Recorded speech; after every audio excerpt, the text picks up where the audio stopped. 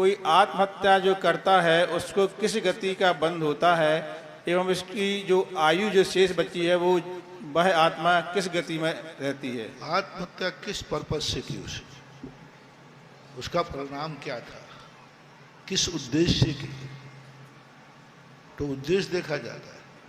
पहले आप लोगों ने सुना होगा कि जब युद्ध होते थे तो रानियां जोहर करती थी, जीवित अग्नि में कूद जाती थी।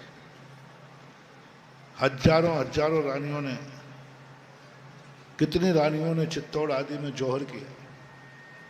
तो अब उन्होंने भी अपने प्राणों का घात किया, सुसाइड किया, लेकिन उनकी दुर्गति नहीं होगी क्योंकि उनका अभिप्राय गलत नहीं था। तो आत्महत्या करने वाले का अभिप्राय क्या है, भाव क्या है, किस उद्देश्य से वो कर रहा है, उसका ध्यान रख करके ही परिणामों के ऊपर आश्रित है। आत्महत्या को अच्छा नहीं माना गया। आत्मघात पर प्रकृति कहलाती है और जो पाप प्रकृति है, आत्मघात जो है पाप प्रकृति सबसे निकृष्ट प्रकृति है।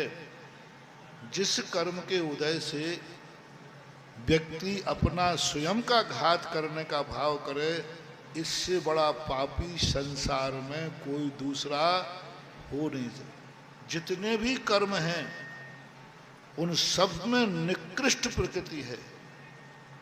सबसे बड़ी पाप प्रकृति कोई है, सबसे बड़ी पाप प्रकृति असाता का उदय नहीं, नीच गोत का उदय नहीं, कोई विकलांग है, अष्टावक्र है, कैसा भी, ये सब पाप कर्म के उदय नहीं है।